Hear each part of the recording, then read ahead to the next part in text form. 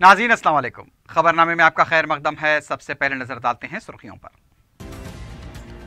इनफरादी राजदारी बुनियादी हक, supreme court की 9 रुकनी दस्तूरी बेंच का तारीखी फैसला।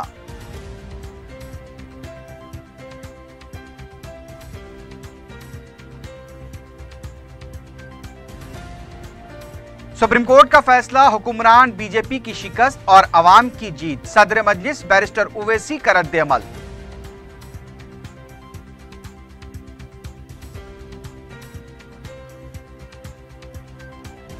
नए साल के तोहफे के तौर पर अवाम को मिशन भगीरथा प्रोग्राम के तहत साफ पीने का पानी फराहम किया जाएगा। वजीर आला का ऐलान।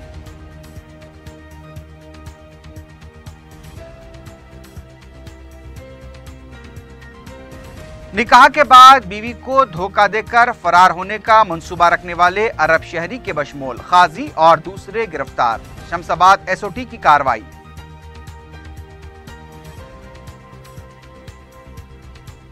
और चादरघाट में गांजा मुंतकिल करने वाले 2 अफराद गिरफ्तार। 6 किलो गांजा जब्त।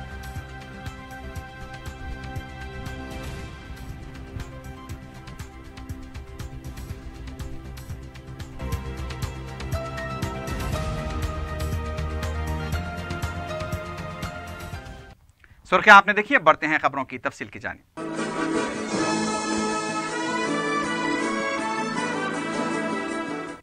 सुप्रीम कोर्ट ने एक तारीखी फैसले में इंडिविजुअल प्राइवेसी यानी कि इनफरादी राजदारी को बुनियादी हक करार दिया है। सुप्रीम कोर्ट की 9 रुकनी दस्तूरी बेंच, जिसकी क़ियादत चीफ जस्टिस जगदीश सिंह कहर कर रहे थे, इस बेंच ने 1954 और 1962 के सुप्रीम कोर्ट के ही फैसले को उलट दिया है। 9 जजेस की बेंच ने अपने मुत्तफ़िक़ा फैसले में कहा कि राजदारी का हक आर्टिकल 21 का बुनियादी हिस्सा है, जो जिंदगी और आज़ादी का ज़ामिन है। लेकिन आला अदालत का यह कहना था कि राजदारी के लिए हद मुकर्रर की जा सकती है। आला अदालत ने आधार से मुताल्लिक़ कोई जिक्र नहीं किया। आधार के इस्तेमाल से मुताल्लिक़ सुप्रीम कोर्ट की दूसरी छोटी दस्तूरी बेंच फैसला करेगी। वाज़ेह है कि आधार कार्ड को हुकूमत की फलाही स्कीमों से मरबूत को लेकर कई अफराद ने अदालत में दरख्वास्तें दाखिल की थीं। अवाम का कहना था कि इससे इनफरादी राजदारी का इफ्शा होता है। उन्होंने ये भी बताया था कि इनफरादी राजदारी की खिलाफ वर्जी हो रही है। इस पूरे मामले पर सुप्रीम कोर्ट की 9 रुकनी दस्तूरी बेंच ने 3 हफ्तों की समाअत के बाद अपना फैसला 2 अगस्त को महफूज कर दिया था। अदालत के इस फैसले को बीजेपी के नजरियात के खिलाफ कामयाबी समझा जा रहा है। तमाम 9 जजेस ने इनफरादी राजदारी के मामले पर एक ही मौक़िफ़ को इख्तियार किया। कांग्रेस सदर सोनिया गांधी और नायब सदर राहुल गांधी के अलावा दूसरी जमातों के कायदीन ने भी अदालत के इस फैसले का खैर मकदम किया है।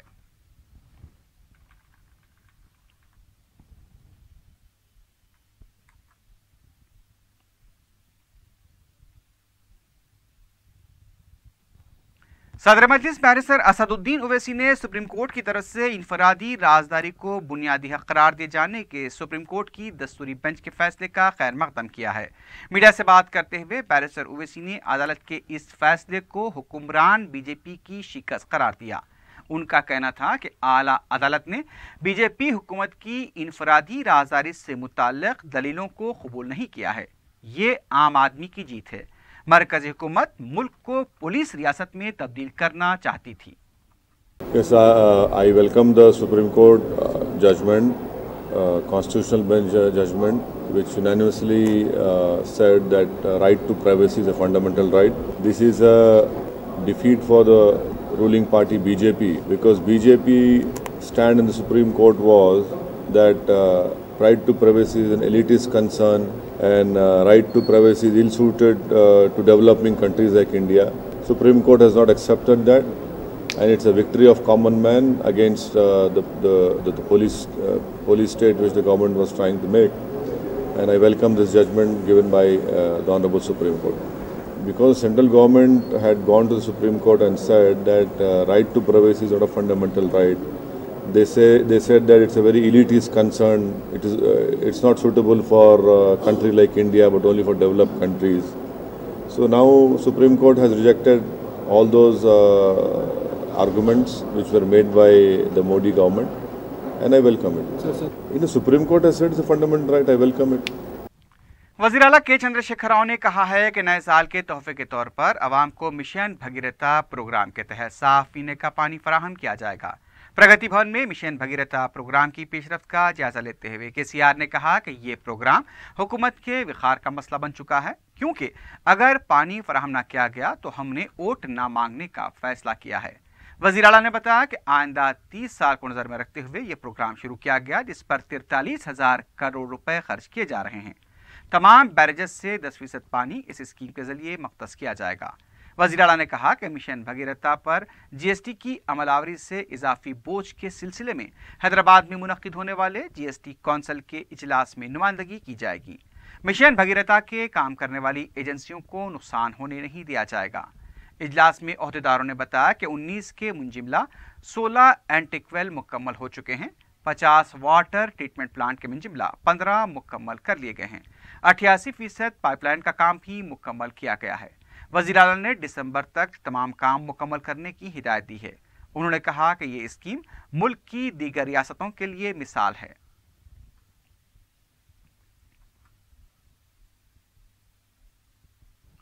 अपोजिशन लीडर जाना रेड्डी ने हुकूमत को जामे अराजी सर्वे के मामले में जल्दबाजी से काम न लेने का मशवरा दिया है।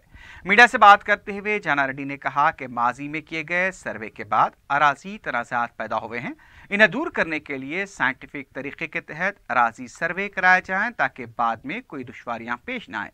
जाना रेड्डी ने कहा कि हुकूमत कांग्रेस को प्रोजेक्ट्स की मुखालिफ करार देते हुए झूठा प्रोपेगेंडा कर रही है।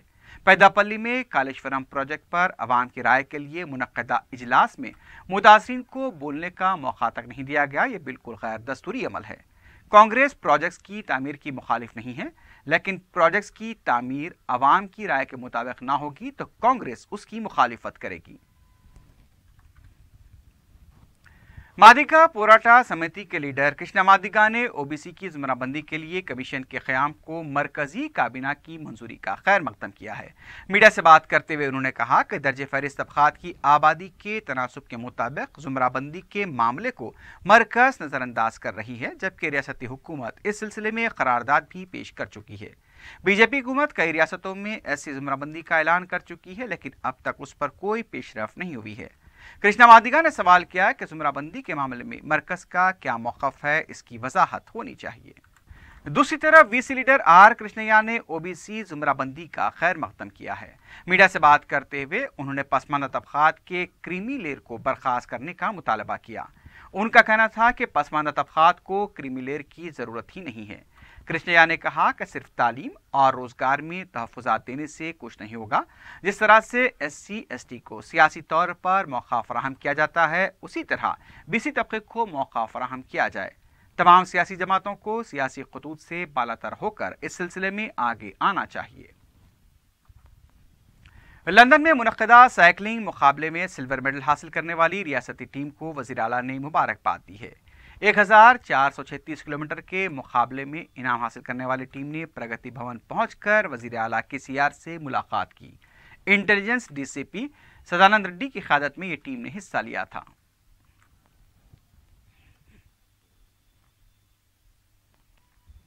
कुल हिंद कांग्रेस कमेटी के सेक्रेटरी हनुमंत राव ने कहा है कि वज़ीर आला आलाजात तबके को खुश कर रहे हैं।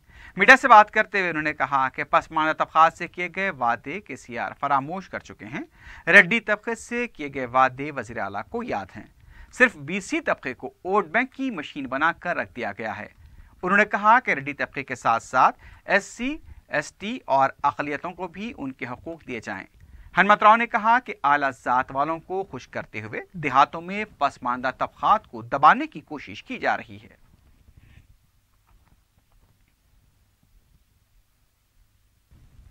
तेलंगाना कौंसिल के अपोजिशन लीडर मोहम्मद अली शबीर ने कहा है कि मुस्लिम पर्सनल लॉ बोर्ड अगर बर वक्त मुतहर्रिक होता तो व्हाट्सएप और फेसबुक पर तलाक के वाक़यात पर काबू पाया जा सकता था।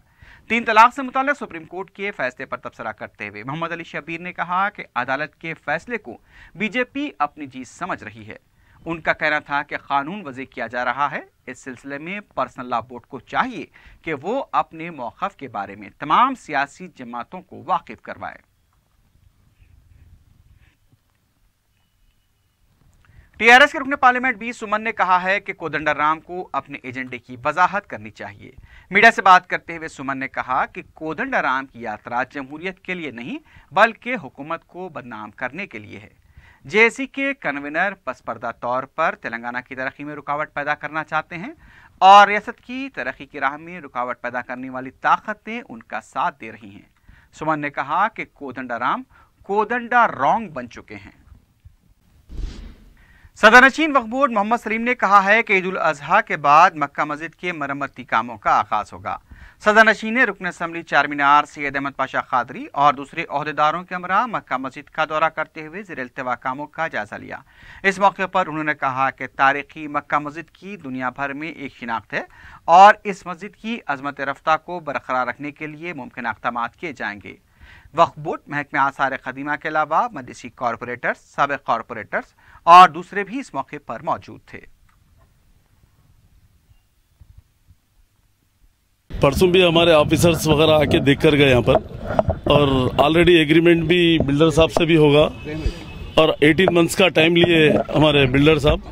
आर्कियोलॉजिकल वाले उन लोगों की निगरानी में जो है अच्छे से अच्छा काम होगा और हमारे पाशा खदरी साहब और हमारे सीईओ साहब ये लोग सब पूरे उमर जलील साहब, आईके खान साहब, ये सब पूरे मिलके जो है ना पूरा टीम वर्क करके ये जल्द से जल्द इसको मुकम्मल करने के लिए जो है ना इंस्ट्रक्शन दिए हैं और इंशाअल्लाह ताला आने वाले रमज़ान तक जो है ना अंदर के काम कंप्लीट हो गए तो भी हमारे लिए काफ़ी है और उसके बाद में बाहर के भी काम छोटे मोटे जो भी है वो बाहर के काम भी बाद में हुए तो भी ठीक है।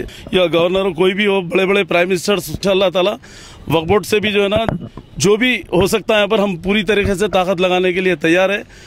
और जो भी यहाँ पर काम है पैसों के लिए 1 करोड़ रुपए तो हम दो तीन महीने पहले रमज़ान से पहले सेंक्शन करें। यहाँ पर 8 करोड़ 40 लाख का प्रोजेक्ट है ये और भी पैसों जब भी जरूरत पड़ेगी पहले वक्फ बोर्ड पहली प्रायोरिटी जो है ना मक्का मस्जिद के लिए देंगे और मक्का मस्जिद को इमीडिएट देंगे पैसे, क्योंकि सीएम साहब का भी इंस्ट्रक्शन है कि यहाँ पर जो है ना इमीडिएट काम होना है।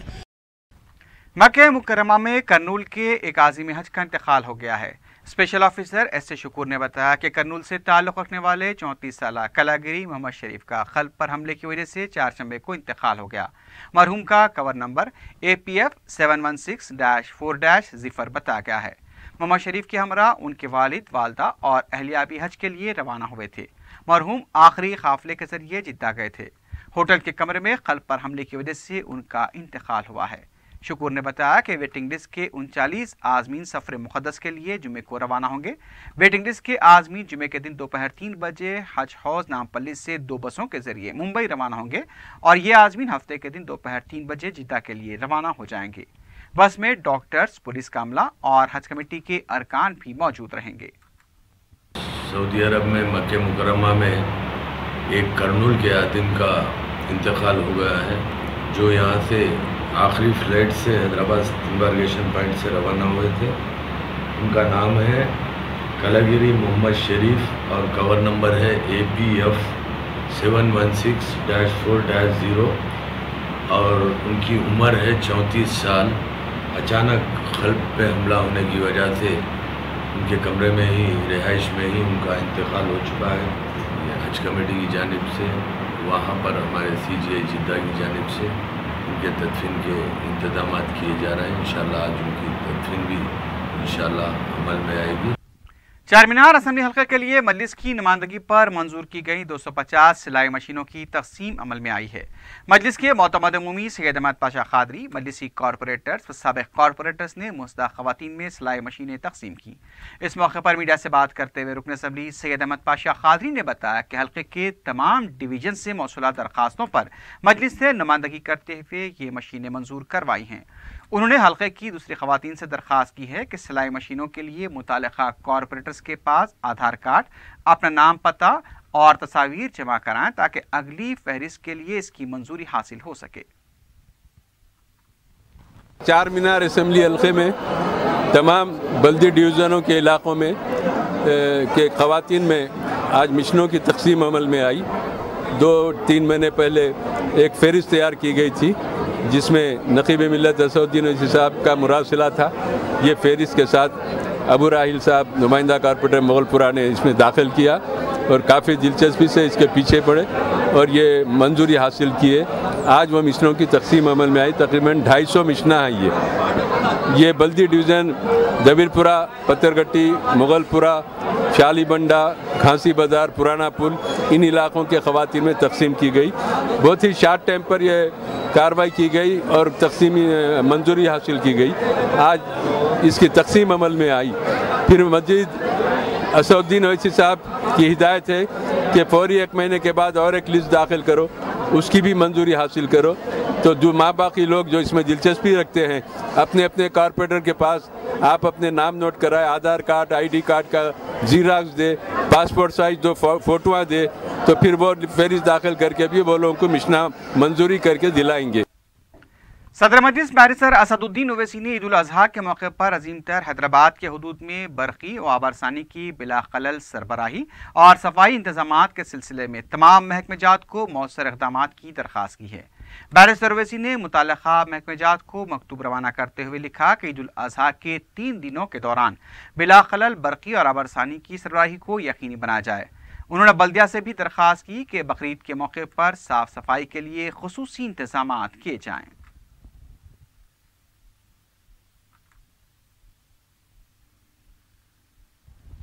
रुकन असम्बली मलकपेट अहमद बलाला ने खदीम मलकपेट डिवीजन का दौरा करते हुए अवामी मसाइल व शिकायत की समाअत की। रुकन असम्बली ने सालार मिलत पार्क से अपने दौरे का आगाज़ किया। खदीम मलकपेट पानी की टांकी तक रुकन असम्बली ने अवाम से फ़र्दन मुलाकात की। रुकन असम्बली ने अवामी मसाइल की फौरी एकसोई की दौरे में शामिल अहदेदारों को हिदायत दी। इस मौके पर नुमाइंदा कॉरपोरेटर मोहम्मद शफी और सरगर्म मजलिसी कारकुन भी मौजूद थे। मुकामी अवाम की तरफ से रुकन असम्बली का इस्तकबाल किया गया।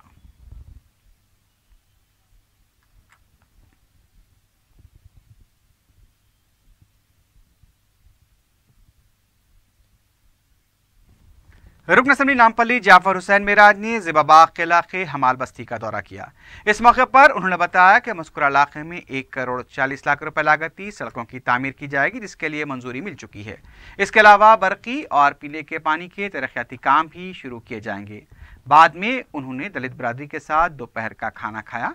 इस मौके पर मुकामी रुकन बलदिया जफ़र खां के अलावा दूसरे भी मौजूद थे।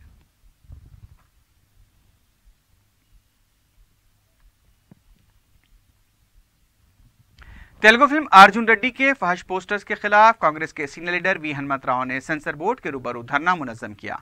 उनका कहना था कि गणेश त्यौहार के मौके पर ऐसी फिल्म की रिलीज बात से अफसोस है। फिल्म के फहश मनाजर के पोस्टर्स के जरिए तशहीर की जा रही है। इस तरह के पोस्टर्स से हादसात पेश आ रहे हैं। उन्होंने सेंसर बोर्ड के जिम्मेदारों को इस सिलसिले में क़ियादत भी पेश की।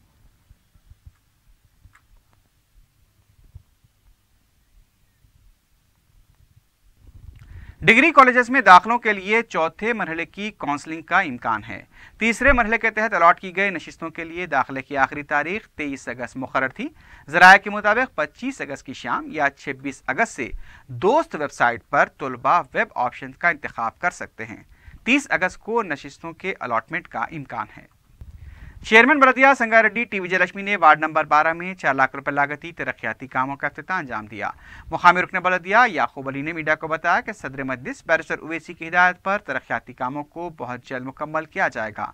मुकामी अफराद ने गुज़िश्ता 40 सालों के बाद तरक्याती काम शुरू करने पर खुशी का इजहार किया है।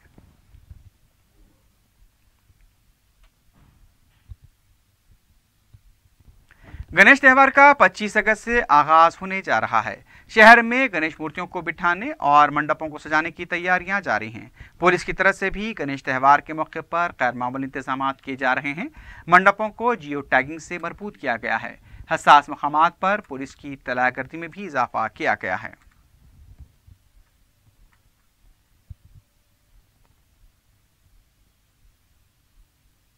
शमशाबाद पुलिस ने जिनसी हवस के लिए शादी करके धोखा देने के इल्जाम में 4 अफराद को गिरफ्तार कर लिया है, जिसमें 2 बैरूनी शहरी शामिल हैं। DCP Shamshabad police PV Padmaja ने मीडिया को बताया कि पुलिस ने शिकायत पर कार्रवाई करके दुबई के साकिन सालिम उबैद, सईद नोमान अल जुबैदी, इब्राहिम उबैद, सईद सुलेमान अल जुबैदी, बंडलागुड़े के रहने वाले शफी हबीब अली और इब्राहिम अल जुबैदी को गिरफ्तार किया। उन्होंने बताया कि सालिम अल जुबैदी दुबई से हैदराबाद आकर आर्जी निकाह करके अपनी मनकोहा को छोड़कर फरार होने का मंसूबा रखता था और इसी मकसद से उसने खातून नाजिया बेगम से निकाह किया। पुलिस ने बताया कि सालिम अल-जुबैदी ने सिलसिले में एक शख्स शफी से मुलाकात करते हुए इस सिलसिले में अपनी ख्वाहिश का इजहार किया था, जिस पर शफी ने उसकी मुलाकात नाजिया बेगम और उसके वालिदैन से करवाई।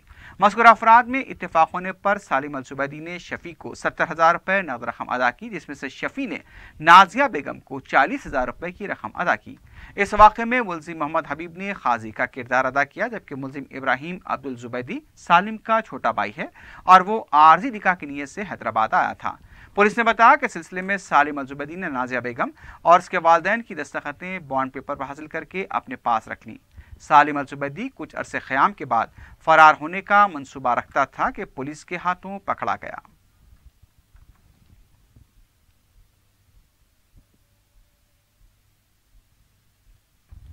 इस जोन टास्क फोर्स ने गांजा मुंतकिल करने के इल्जाम में 2 अफराद को गिरफ्तार कर लिया है। टास्क फोर्स पुलिस ने मीडिया को बताया कि उसने केस समाया गौड़ और स्वामी को गिरफ्तार किया। पुलिस के मुताबिक इन दोनों को मुश्तबा हरकतों को देखकर जब उनकी तलाशी ली गई तो उनके पास से 6 किलो गांजा दस्तयाब हुआ। पुलिस ने बताया कि टास्क फोर्स ने मुलजिमीन को मजीद पूछताछ के लिए चादरघाट पुलिस के हवाले कर दिया है, जहां उन्हें अदालती तहवील में दे दिया गया। गोलकुंडा पुलिस ने मंगल को सैयद अकील के कत्ल में मुलविस उसके 2 निस्बती भाइयों को गिरफ्तार किया है। इंस्पेक्टर गोलकुंडा पुलिस सैयद रियाज ने मीडिया को बताया कि पुलिस ने रिसाला बाजार करने वाले मीर खलंदर अली उर्फ सैयद अकील के कत्ल के मुलजिमीन नजीब और सईद को गिरफ्तार कर लिया। पुलिस के मुताबिक इस केस का एक और मुलजिम सैयद इमाम फरार होने में कामयाब हो गया है। पुलिस ने बताया कि मकतूल खलंदर का उसके ससुराली रिश्तेदारों के साथ अराजी के लिए तनाज़ा चल रहा था, जिस पर खलंदर के खुसूस से 60 मुरब्बा गज अराजी का प्लॉट देने पर रजामंद हो गए थे, लेकिन इसके बावजूद मकतूल अपनी अहलिया फहमीदा बेगम को हरासा किया करता था। इस पर मुलजिमीन ने वजनी पत्थर डालकर उसका कत्ल कर दिया। पुलिस ने मुलजिमीन को जुमेरात के दिन अदालती तहवील में दे दिया है। आखिर में सुर्खियों पर एक बार फिर नजर डालते हैं। इनफरादी राजदारी बुनियादी हक, सुप्रीम कोर्ट की 9 रुकनी दस्तूरी बेंच का तारीखी फैसला।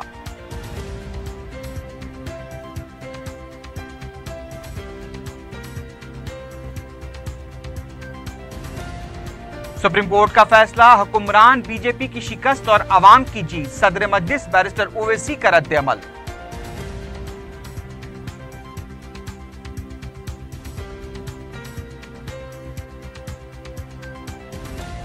नए साल के तोहफे के तौर पर अवाम को मिशन भगीरथा प्रोग्राम के तहत साफ पीने का पानी फराहम किया जाएगा, वजीर आला का ऐलान।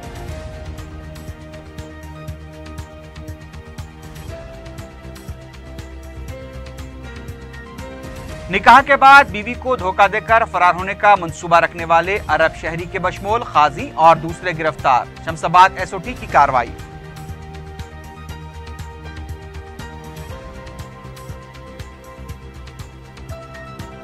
और चादरघाट में गांजा मुंतकिल करने वाले 2 अफराद गिरफ्तार, 6 किलो गांजा जब्त।